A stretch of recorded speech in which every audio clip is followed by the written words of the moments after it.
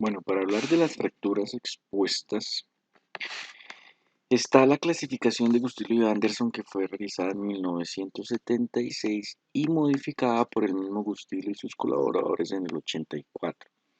Esta clasificación se divide en algunos subtipos dependiendo el grado de contaminación, el tamaño de la energía, el tamaño y la energía. Sin embargo, hay una serie de pequeños detalles que van a modificar entre cada una de estas partes. Como vemos en la tabla, la tipo 1 es menor a 1 centímetro, la tipo 2 mayor a 1 centímetro. En la tipo 3, entonces que si tiene heridas por arma de fuego, que es causada por heridas deformantes, que si hay cobertura, que si tiene pérdida perióstica, que si la lesión es amplia.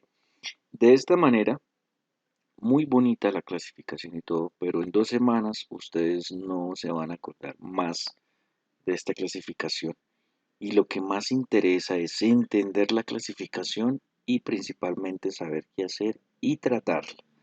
De esta manera entonces vamos a intentar resumir un poco mejor esta clasificación para entender la conducta de las fracturas expuestas.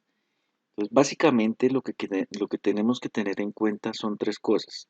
El tamaño de la herida, si es una herida contaminada, si es una fractura, una lesión contaminada, y qué tan grave fue la energía, si fue de alta o de baja energía, y eso lo entenderemos pues, por el trazo de las fracturas. No es lo mismo un trazo transverso que un trazo helicoidal y mucho menos un trazo conminuto. Entonces, para la tipo 1, como podemos ver en el cuadrito, la contaminación y la energía no nos interesa. Partimos del principio que la tipo 1 y la tipo 2 son de poca contaminación y de baja energía.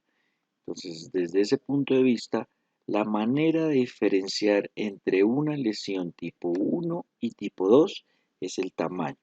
La tipo 1 porque es una herida puntiforme, es menor a 1 centímetro.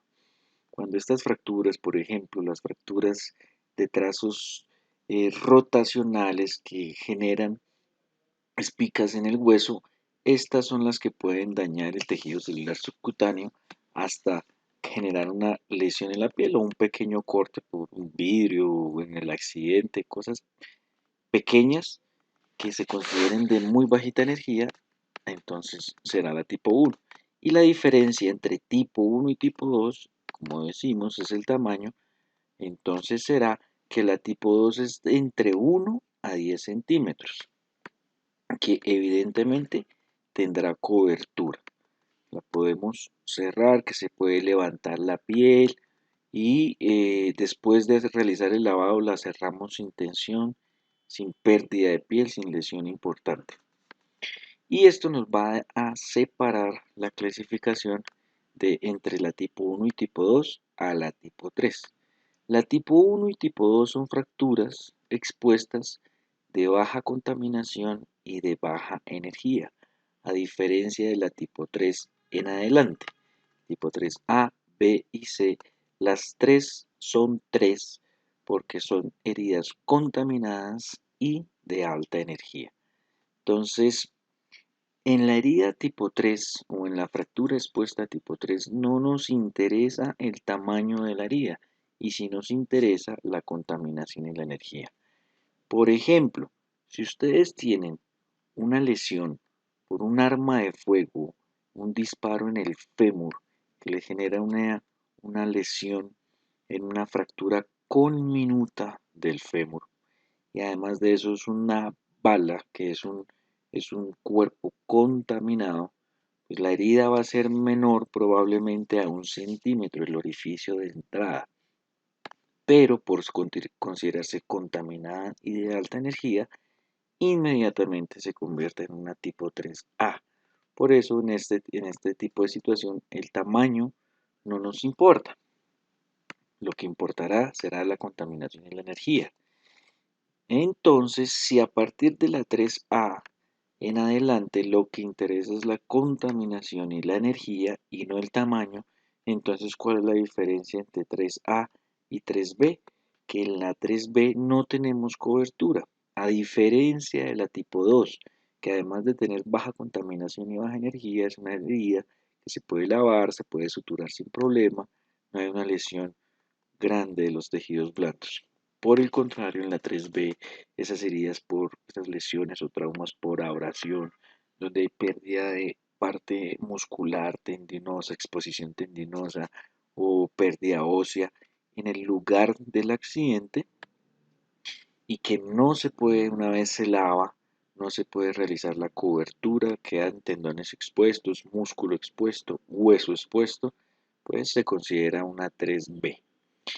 Entonces, la diferencia, sabiendo que a partir de la 3A es contaminada y de alta energía, la diferencia con la 3C será la lesión vascular. Algunos autores le adicionan a este punto que sea lesión vascular o lesión nerviosa o lesión vascular y nerviosa, pero la clasificación original solo describe la lesión vascular para diferenciar de la 3A y B.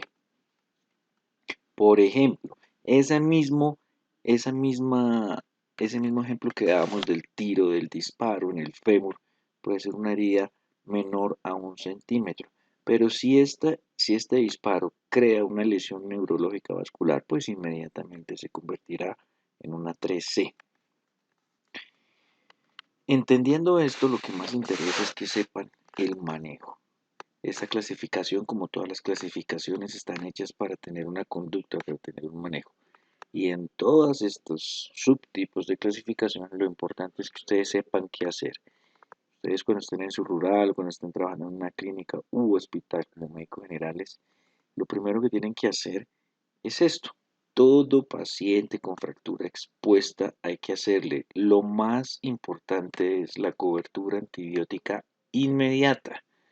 Llegó el paciente, lo canalizan y comiéncele a hacer el antibiótico y el manejo analgésico. El antibiótico conforme sea el nivel o la clasificación de la exposición. Hay que hacerle lavado y cobertura de la herida, inmovilizarlo y posteriormente remitir a los pacientes. No remitan a los pacientes sin haberle iniciado un manejo antibiótico, sin haberles lavado la herida y sin haberle hecho una correcta curación e inmovilización. Entonces, ya hablando específicamente del antibiótico que se hace, entonces lo vamos a clasificar entre las que son contaminadas y no contaminadas, ¿no? Esto también tiene un importante detalle y es el tiempo de evolución. Las heridas que llevan menos de 6 horas de evolución y las que llevan más de 6 horas de evolución. Las que llevan menos de 6 horas de evolución y que son heridas que ustedes consideran tipo 1, entonces pueden tratarlas simplemente con unas cefalosporinas de primera generación. La cefazolina, que es la que más no o la que más comúnmente se encuentra a nivel intrahospitalar, utilizan 2 gramos de manera inicial y lo continúan a 1 gramo cada 8 horas, cuando es una tipo 1. Si ya es una tipo 2, entonces hacen la misma cefalosporina con 2 gramos inicial, continuarlo cada 8 horas y a este le adicionan un aminoglucósico, la gentamicina. La gentamicina en las ampollas vienen de 80 miligramos. Entonces van a solicitar 3 ampollas, 240 miligramos día. Esto es la dosis general del adulto. La posología específica es de 3 miligramos kilogramos, pero eso no, nadie lo tiene presente, nadie lo memoriza y al final de cuentas no se aplica. Y lo importante es que ustedes tengan en la cabeza que lo tienen que hacer. Entonces, si es un adulto, 3 ampollas, 240 miligramos día. Y a eso le adicionan la lincosamida, una clindamicina de 600 miligramos cada 12 horas. ¿Vale? Si ya es una herida expuesta tipo 3A en adelante, o sea, ustedes consideran que es una herida contaminada, de alta energía, paciente que se accidentó en una moto y se fue en un charco, se cayó en un río de aguas sucias, estaba jugando, lo jaló un ternero y se enredó con la cerca y tuvo una fractura expuesta en tierra, cosas así que ustedes consideren más contaminadas, entonces van a hacer el mismo manejo, van a utilizar el aminoglucósido con la clindamicina, la genta y la clinda, y además de eso le van a dar o adicionar el metronidazol. Ese metronidazol pueden utilizar o metronidazol o ampicilina, cualquiera de los dos, está bien, siempre y cuando el paciente no sea alérgico. A modo general es importante que entiendan que hasta o de pronto a modo de preguntas de residencia, se puede realizar osteosíntesis directa en pacientes que tienen fracturas expuestas hasta 3A, o sea que puede ser contaminada, puede ser de alta energía, pero como requisito tiene que tener cobertura. De las lesiones que no tienen cobertura y mucho menos las que tienen lesión vascular o neurológica, se les puede hacer osteosíntesis directa y necesita hacerse control de daños con segundos lavados, second lux o damage control que le dicen en la literatura. Y esto consiste en colocar tutores externos, hacer lavados periódicos, el control de la infección y el control de los daños de los tejidos blandos.